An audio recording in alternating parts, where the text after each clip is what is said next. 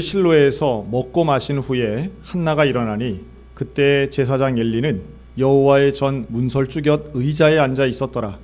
한나가 마음이 괴로워서 여호와께 기도하고 통곡하며 서원하여 이르되 만군의 여호와여, 만일 주의 여종의 고통을 돌보시고 나를 기억하사 주의 여종을 잊지 아니하시고 주의 여종에게 아들을 주시면 내가 그의 평생에 그를 여호와께 드리고 삭도를 그의 머리에 대지 아니하겠나이다. 네, 오늘은 분인나와 한나라는 제목으로 함께 말씀을 나눕니다. 우리가 오늘 읽은 본문은 사무엘상 1장인데요. 이 성경에는 탄생에 대한 이야기들을 기록한 인물들이 있습니다. 어떻게 태어났는가. 그런데 그 아기 시절에 태어난 이야기들은 몇 가지 공통점이 있는데요. 하나는 그 시대가 되게 어려운 시대였다는 거예요. 그리고 또 하나는 다는 아니지만 많은 부분들이 정말 낳기 어려운 아이들을 낳은 것이 대개 탄생 이야기에 들어갑니다. 대표적으로는 신생아들을 다 죽이는 그 바로의 잔인함이 있던 애굽의 지배를 받던 이스라엘 백성들에게 하나님이 모세를 탄생시키신 위대한 이야기지요. 그래서 갈대상자가 막 나오고요. 모세를 어떻게든 살려보려고 한 그 어머니의 노력이 출애굽기에 나옵니다. 또 사사기에 보면 삼손의 이야기도 나오죠. 이스라엘 백성이 늘 압제하에 힘들게 있을 때 하나님이 천사를 보내셔서 아이를 낳게 하시고 이름까지 정해주시는데 그 사사 삼손은 그래서 나실인으로 거룩하게 자랍니다. 또 신약에 가면 예수님이 그렇죠. 예수님은 로마의 압제하에 빠져있는 정말 어려운 이스라엘 백성들 속에서 처녀의 잉태라고 하는 기적을 통해 이 땅에 태어나시고 전 인류를 구원하십니다.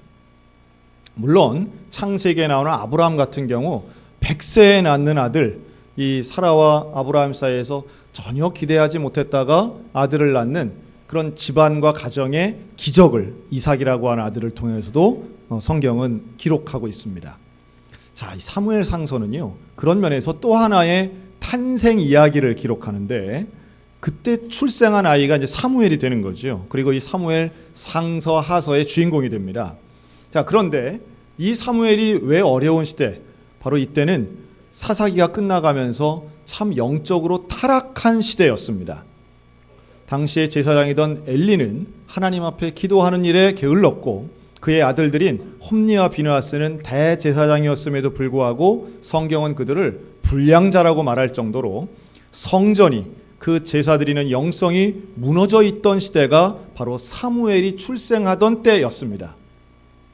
그리고 가정적으로는 그 집에 드디어 사무엘의 부모님들이 맨 처음 1절부터 등장하는데요.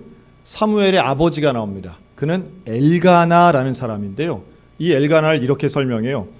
에브라임 산지 라마다임 소빔의 에브라임 사람 엘가나라 하는 사람이 있었으니.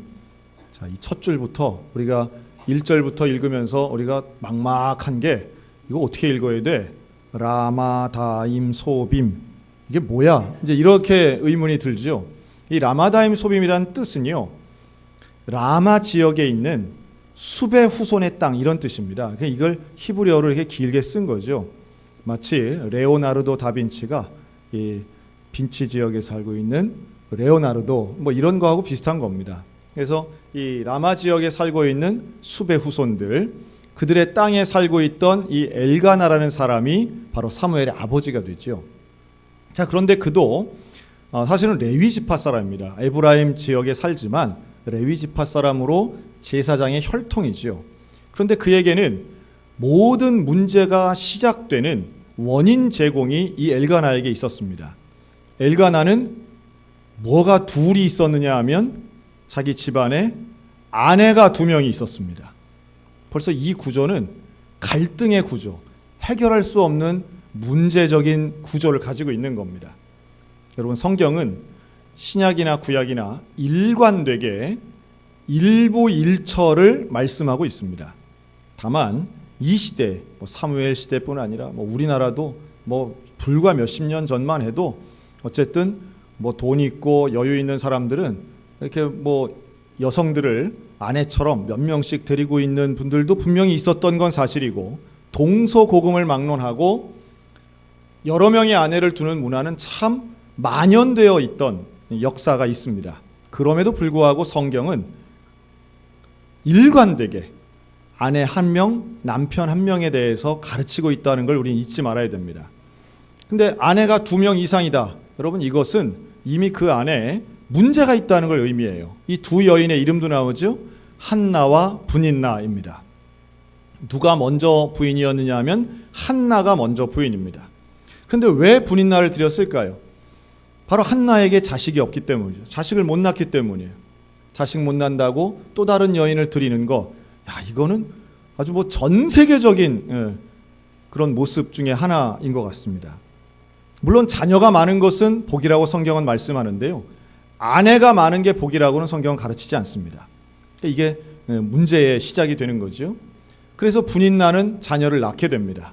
그리고 한나는 여전히 자녀가 없습니다. 자, 이 둘의 관계를 성경은 뭐라고 말씀하느냐 하면 적수라고 말합니다. 적수. 6절인데요. 그의 적수인 브닌나가 한나를 격분하게 하여 괴롭게 하더라. 이 적수를 다른 말로 하면 라이벌 이렇게도 되고, 또 우리가 흔히 쓰는 원수, 왼수 이런 말을 쓸 수도 있습니다. 그런데 이 적수들의 공통점이 있습니다.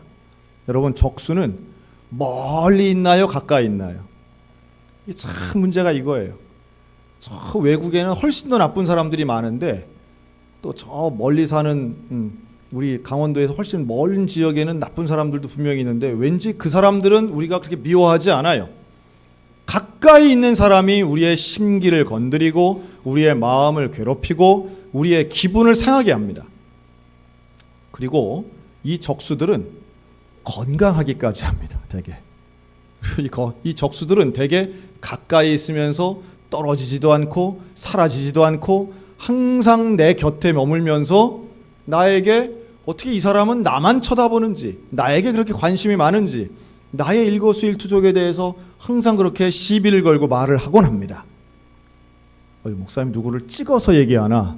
아닙니다. 제가 누굴 찍는 게 아니라 이 적수들의 대부분의 공통점, 피해자라고 생각하는 우리 본인이 느끼는 기분이 그렇다는 거예요. 저 사람을 어떻게 할까? 저 사람이 좀 사라지면 좋겠다. 저 사람 좀 없어지면 좋겠다. 여러분, 이렇게 생각하곤 해서 우리가 이런 기도를 할 때도 있습니다. 하나님, 이 문제 좀 해결해 주세요. 여러분, 적수가 어디 있냐? 되게 집에 있기도 하고요. 이런 브닌나 같은 적수가 직장에 있기도 합니다. 조심스럽게 보면 교회에도 있을 수 있어요. 그래가지고 그 적수 보기 싫어가지고 그냥 저 뒤에 앉기도 하고 저 앞에 앉기도 하고 그냥 그 사람 보기 싫어가지고 오늘 갈까 말까 고민까지 하는 이제 그런 경우도 있다는 거죠. 그래서 기도합니다. 하나님, 어떻게든 저 사람 처리해 주세요. 그런데 놀라운 것은요, 기도하면 기도할수록 오늘 한나의 기도가 바로 그런 기도인데, 한나는 그런 기도를 안 해요. 나의 원통함은 위해서 기도하지만 브닌나를 처분해 달라는 기도는 성경에 기록되지 않아요. 그런데 기도하면 기도할수록 어떻게 되는가? 기도하는 내가 변화되는 줄로 믿으시기 바랍니다. 적수를 변화시켜 달라고 기도하던 기도는 결국 내가 변화되는 것으로 대개 응답되곤 하더라는 거예요. 자, 그래도 마음 상한 거는 이게 참 어려운 문제입니다. 사람 때문에 상처받고 이 브닌나가 어떻게 했다는 건 정확하게 나오지 않지만 이렇게 말해요. 격분하여 괴롭게 했다. 이 격분과 괴로운 건 같은 단어인데요, 아주 힘들게 했다는 거죠. 아마도 같은 집안에 살면서 말 한마디를 해도 또 우리 그런 거 있잖아요. 눈빛 하나만 봐도 기분 나쁜 경우가 있습니다. 이게 참 어려운 건데요, 이게 피해자만 아는 그런 게 있습니다. 가해자나 같은 자리에 있던 제3자도 잘 모르는 그런 뉘앙스, 그런 분위기, 이런 것 때문에 한나가 아주 마음이 무너지게 됩니다. 격분하는 거죠. 여러분, 이럴 때는요, 어떤 위로도 사실 통하지 않아요. 그리고 이게 어떤 노력을 한다고 해서 잘 쉽게 해결되지 않는 게 이 대부분의 적수와의 관계의 문제입니다. 자, 이때 엘가나, 남편이 등장해요. 근데 이 엘가나가 노력을 하죠. 어떤 노력을 하냐? 크게 두 가지를 합니다. 그 두 가지의 노력은, 첫째는 실로에 가서 제사를 드리고 그 제사장의 분깃을 받는데 이제 일종의 수입이 생긴 거예요. 여러분, 그 중에 나누는데, 그걸 나눠주는데 브닌나도 주고 한나도 줍니다. 그런데 한나에게 갑절이나 더 주는 거예요. 훨씬 더 많이 주는 거예요. 물론 이것은 보는 시각에 따라 이렇게 볼 수도 있습니다. 아이 그렇지. 그래도 본부인 더 줘야지. 뭐 이런 생각할 수 있어요. 그리고 주는 사람 마음이지. 아 그렇지. 역시 한나가 위로가 됐겠네. 이런 생각할 수도 있습니다.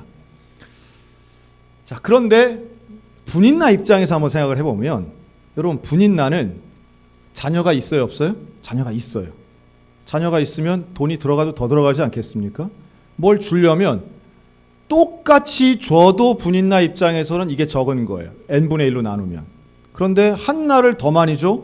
이건 분인나 입장에서는 분나는 일입니다. 아주 분노할 만한 일. 이게 입장을 바꿔놓고 생각해보면 이게 일방적인 관계는 사실 별로 없어요. 그러니까 이 엘가나는 또 엘가나 입장에서는 어떻게든 한나를 위로해 보고자 하는 행위였을진 모르지만 문제가 해결되지 않았다는 게 중요합니다. 자, 또 두 번째 노력도 합니다. 한나가 워낙 속이 상하니까 밥도 먹지 않고 울고만 있습니다. 여러분 밥 안 먹고 우는 증상 이거 우리가 요즘 뭐 하도 많이 얘기해요. 이게 이제 일반적인 우울증 증상 아니겠어요? 그냥 분노가 나니까 그냥 막 분인나 보기만 해도 화나는 거예요. 밥이 안 넘어가요. 안 먹고 막 울어. 그러니까 엘가나가 가서 뭐라고 위로를 하느냐 하면 어찌하여 너의 마음이 슬프냐. 그러면서 내가 그대에게 10 아들보다 낫지 아니하냐. 이렇게 말해요. 상당히 로맨틱한 말을 하는 거예요. 야, 나는 당신만 있으면 돼. 아들 뭐 필요 없어. 나는 당신만 있으면 돼. 여러분 이 말은 듣는 한나에게는 자녀가 없고 그것 때문에 속상하고 그것 때문에 자존감이 낮아지고 뭐 이런 한나에게는 어찌 보면 객관적으로 볼 때 좀 위로가 될 만한 말이겠다 생각이 들지만 여러분 이거 엘가나에게는 아들이 있어요 없어요? 자, 분인나는 자녀를 낳았어요 안 낳았어요? 그 누구 아들이에요? 엘가나 아들입니다. 엘가나는 자녀가 없는 게 아니에요. 지금 분인나를 통해서 아들들을 낳았어요. 복수의 아들을 낳았어요. 2명 이상의 아들들이 있어요. 그런데 같은 집에 살고 있는 또 다른 어머니 한나에게는 뭐라고 얘기해요? 나는 아들 필요 없어. 당신만 있으면 돼. 여러분 이 말을 듣는 분인나와 그의 자녀들의 마음은 어떻겠습니까? 이게 여러분 입장을 조금만 생각해 보면 분인나 입장에서는요. 이게 정말 원통하고 절통하고 불통하고입니다. 나를 무시하는 건 괜찮지만 내 자녀를 부정하는 것을 그런 표현을 통해서 저 한나를 위로해? 이거는 용납할 수 없는 일이라는 거예요. 아마 이걸 똑같은 입장에서 여러분 형제를 놓고 우리 그 손주들을 놓고 부모님들이 그런 얘기 했다고 해보세요. 할아버지 할머니가 딱 해가지고 나는 그 뭐 필요 없어 막 이렇게 얘기했다고 해보세요. 내 자식 들으라고 듣는 것처럼 물론 그런 의도는 아니었겠으나 그런 말 한다 그러면 아마 기가 막히지 않겠습니까? 기가 막힐 거예요. 분인나의 입장에서 조금만 생각해 보면 이 엘가나가 하고 있는 노력이라고 하는 건 문제도 해결되지 않지만 어떤 면에선 문제가 더 키울 수도 있는 노력과 발언이라는 거예요. 뭐 엘가나가 100% 잘못했다는 이야기는 아닙니다. 그러나 인간의 노력이 한계가 있다라고 하는 거예요. 그리고 한나에게도 위로가 되지 않아요. 한나의 마음, 그 억울함, 그 답답함이 해결되지 않아요.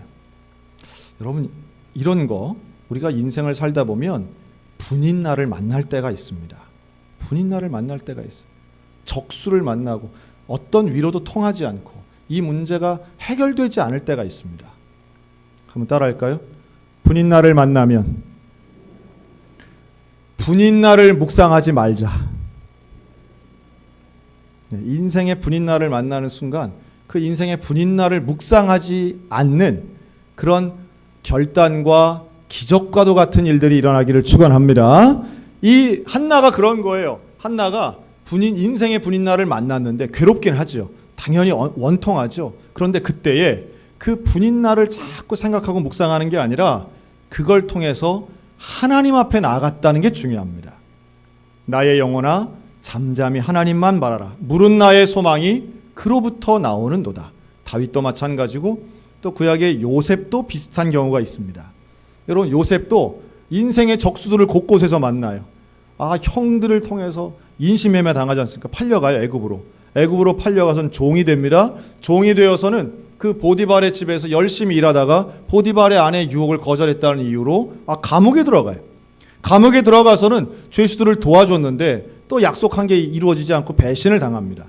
참 요셉은 정직하고 경건하게 살았는데도 늘 사람들로부터 뒤통수 맞는 일을 당해요. 그런데 요셉의 위대함은 어디 있느냐? 그런 가운데에도 하나님께 기도하는데 단 한 번도 요셉은 복수를 위해 기도하지 않았다는 거예요. 그러니까 요셉은 집에 있든지 감옥에 있든지 종살이를 하든지 창세기가 일관되게 말하는 건 그가 하나님과 함께해서 형통했다 그럽니다. 그 말은 늘 기도하는 인생을 살았다는 거예요. 그런데 그 기도할 때마다 하나님, 내가 억울하니 저 사람 벌 주세요. 하나님, 저 사람 혼내주세요. 내 원수를 갚아주세요가 아니라는 거예요. 하나님과 함께하는 것에 요셉이 집중했던 것처럼 지금 한나는 하나님 앞에 나와 기도하는데 분인나에게 집중하지 않고 하나님께 집중하고 있습니다. 여러분, 분인나를 통해서 하나님께 나아갈 수 있는 위대한 믿음의 결단이 있기를 주님의 이름으로 축복합니다. 분인나 자체가 복은 아니에요. 그러나 분인나 같은 상황이 와야만 하는 기도가 따로 있습니다. 자, 성경은 이런 말씀도 있어요. 6절에 보면 여호와께서 그에게 임신하지 못하게 하게 하셨다, 이런 말씀이 있습니다. 5절과 6절에 나오는데요. 즉 한나가 임신이 안 된 이유는 엘가나 때문도 아니고 한나 때문도 아니고 분인나 때문도 아니고 하나님이 멈추셨다는 거예요. 왜 멈추셨을까? 아예 처음부터 쉽게 애를 낳았으면 그냥 분인나 만날 일도 없고 기죽을 일도 없고 속상할 일도 없고 엘가나가 이런 말 할 필요도 없었는데 왜 하나님은 한나의 출산을 막으셨는가? 아니, 정확하게 얘기하면 왜 늦추셨는가라고 말할 수 있다는 거죠. 그런데요, 그 이후에 이뤄지는 일들을 보면 하나님이 사무엘상 1장을 통해 우리에게 무엇을 말씀하시기를 원하는가가 명확해집니다. 이 한나의 가족, 엘가나, 한나, 분인나는요, 절기에 따라서 실로에 가서 제사를 드리던 사람들이에요. 즉 하나님 앞에 기도하는 게 일상의 사람들이라는 겁니다. 그런데 이 사무엘상 1장 9절부터 나오는 오늘 우리가 읽은 이 본문에는 한나의 아주 특별한 기도가 나옵니다. 아주 특별한 기도. 즉 하나님 앞에 기도하는데 통곡하며 기도합니다. 그리고 제사장 엘리도 알아들을 수 없는 그러한 미친 사람, 술 취한 사람처럼 하는 간절하고 간곡한 기도를 쏟아놓게 됩니다. 우리 인생에 이런 기도가 있을 때가 있어요. 즉 평소 같지 않은 기도, 그 간절함이 나의 감정을 넘어서는 기도, 하나님 앞에 매달리는 그 간절함과 절박함이 내 능력 바깥에까지 가는 기도가 있습니다. 통곡의 기도예요. 쏟아놓는 기도예요. 어떤 누구의 위로도 통하지 않고 남편도 모르고 누구의 도움도 이 문제 해결이 안 된다. 그러나 나에겐 이게 살고 죽는 것만큼 간절한 문제. 그래서 하나님만 바라보고 하나님께 집중하는 인생에 몇 번 안 되는 기도의 순간이 있는데 지금 그 기도를 한나가 드리게 됩니다. 이 기도를 하나님이 들으신 줄로 믿습니다. 들으세요. 그래서 응답을 해서 아들을 주시는데 그 아들의 이름이 사무엘입니다. 여러분, 사무엘은 하나님이 들으셨다라는 뜻이에요. 하나님이 들으시는 거예요. 이게 왜 중요하냐? 이때는 사무엘이 태어나는 이때는 하나님의 음성이 들리지 않던 때예요. 하나님 앞에 기도하고 하나님으로부터 응답받는 일이 사라진 때예요.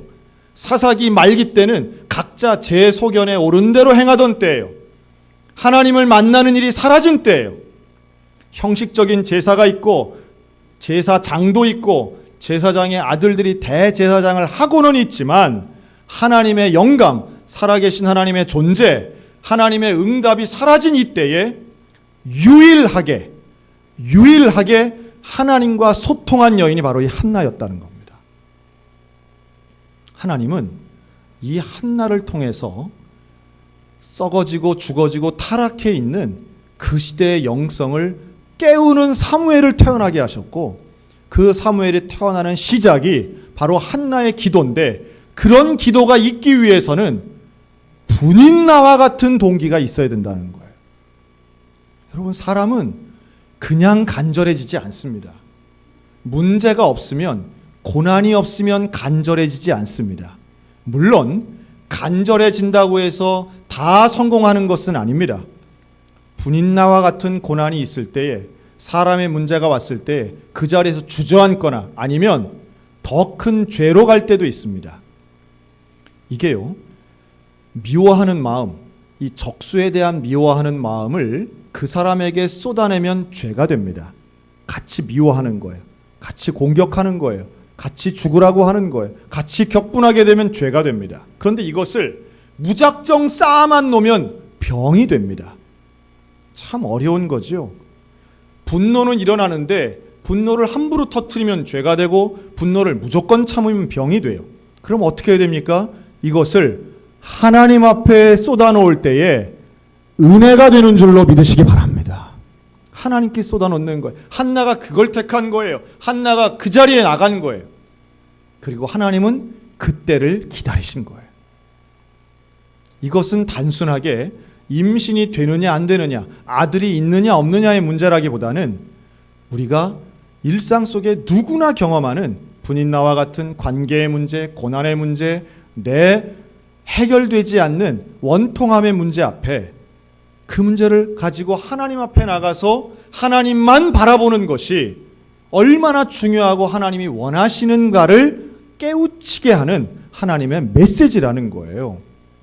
그러나 그 시대에는 그런 사람이 없었던 거예요. 형식적인 예배가 있고 형식적인 제사가 있지만 다 자기의 마음대로, 자기가 원하는 대로 살고 있는 그 사람들에게 정말 너의 문제를 가지고 하나님 앞에 나오는 것을 나는 원하고 있다. 나는 기다리고 있다. 나는 듣기를 원한다.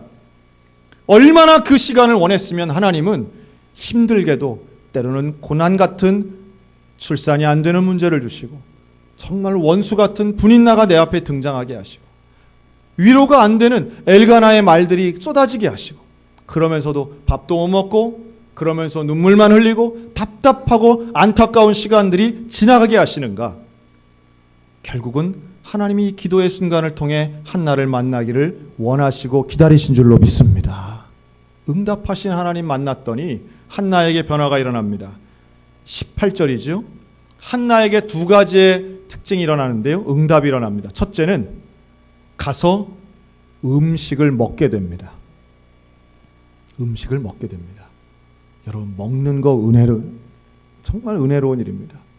걱정이 있고요, 염려가 있고요, 분노가 쌓이면 음식이 잘 넘어가지 않습니다. 물론 아주 특별한 분들이 있죠. 육과 영이 분리된 것처럼 마음은 힘든데 그래도 몸이 고기를 원하는 분들도 뭐 있긴 합니다. 그러나 또 많은 분들은 화가 나고 신경을 쓰고 염려가 되고 걱정이 되고 답답함이 오면 밥이 안 넘어가는 거예요.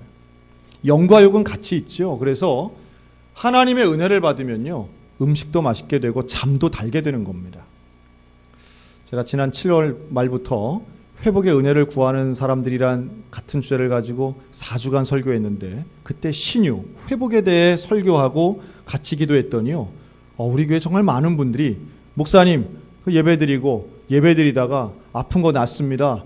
우리 목사님 중에 한 분은 방송실에 있다가 자기가 증상이 났고 이랬다는 거예요. 그런 분들이 너무 많이 나와서 제가 당황할 지경이었습니다. 제가 막 강단에서 막 자랑을 하고 싶은데 그랬다가는 제가 교만해질까봐 참았습니다. 근데 오늘 나오네요. 참다가. 여러분, 예배드리다가 치유받을 수 있는 것을 믿으시기 바랍니다. 한나가 그 증거예요. 한나가 음식도 못 먹고 울기만 하던 여인이 아직 그에게 아들이 생긴 것도 아니에요. 그에게 어떤 다른 변화가 일어난 게 아닌데 하나님 앞에 나아가기만 한 것인데, 울면서 통곡하며 기도한 것이기만 했는데 하나님의 원하시는 기도를 했더니 그가 음식을 먹게 되더라는 거예요. 그리고 그의 얼굴에서 더 이상 근심의 빛이 사라지게 된 놀라운 응답이 이 여인 한나에게 일어난 줄로 믿으시기 바랍니다. 한나에게만 일어나겠습니까? 오늘 우리들에게도 일어날 수 있다라는 사실이에요. 한나에게 응답하신 그 하나님, 그리고 그 아들 사무엘이 하나님이 들으시는 기도 응답으로 임신되어 태어난 그 사무엘은 이제 이스라엘을 온전한 새로운 영적 부흥으로 이끈 영적인 지도자가 되게 됩니다. 하나님 정말 원하시는 역사의 주관자로서 이끌어 가시는 과정이고 그 시작이 사무엘상 1장이라는 말씀이에요. 여러분, 오늘 우리들에게 고난의 순간에는 답답하고 왜 이런 일이 일어나는가? 왜 남들은 쉽게 되는 게 왜 나는 안 되는가? 왜 나는 이렇게 원통해야 되는가? 왜 나는 저런 사람에게조차 어려움을 당하고 경노함을 당해서 내가 이런 마음고생을 해야 하는가? 그러나 여러분, 그 순간 원수 갚을 생각하지 마시고 고난만 묵상하지 마시고 하나님께로 나아가는 영적 디딤돌이 되시기를 주의 이름으로 권면합니다. 그리고 하나님께 나아가면 더 이상 분인나가 중요하지 않게 돼요. 사무엘을 낳는 순간부터 한나에게는 더 이상 분인나는 성경에 등장도 안 해요. 왜요? 더 이상 문제가 아니기 때문이에요. 또 하나, 소원도 문제가 아니에요. 여러분, 분인나를 걱정하지 않으면 소원도 소원이 아니게 돼요. 한나의 기도를 잘 보세요. 사무엘상 2장으로 넘어가면 한나의 찬양이 나옵니다. 이때부터는 한나의 관심은 오직 하나, 하나님만 바라보게 됩니다. 지금은 내 눈앞에 있는 문제가 워낙 커 보여서 하나님은 안 보이는 것 같고 문제만 있고 적수만 있고 원수만 있어 보이지만 하나님을 만나는 통곡의 기도 이후에 한나는 찬양하는 사람으로 달라집니다. 그리고 그의 찬양은 성경에 나오는 3대 찬양 중에 하나로 아주 유명한 찬양이 됩니다. 그 찬양 중에 이런 구절이 있어요. 이 사무엘상 2장 7절이죠. 여호와는 가난하게도 하시고 부하게도 하시며 낮추기도 하시고 높이기도 하시는도다. 더 이상 한나에게는 가난의 부나 가난의 비참함이나 부의 교만함 문제가 아니에요. 높고 낮음이 더 이상 문제가 아니에요. 하나님과 함께하면 어디에 가든지 부의 처할 줄도 가난의 처할 줄도 아는 일체의 비결을 사도 바울처럼 깨닫게 되는 겁니다. 오늘 저와 여러분에게 필요한 것은 고난의 해결이 아니라 하나님을 만나는 일인 줄로 믿습니다. 하나님을 만나는 것, 기도로부터 시작하지만 그 앞에 있던 고난은 디딤돌이 될 수 있다는 것 잊지 마시고 오늘도 격분 속에 내 인생 낭비하는 분인나도 아니고 오로지 고난 가운데에도 하나님을 선택하는 한나와 같은 사람들 되어서 오늘 우리 모두에게 기다리고 계시는 하나님의 응답받는 저와 여러분들 다 되시기를 우리 주님의 이름으로 축원합니다.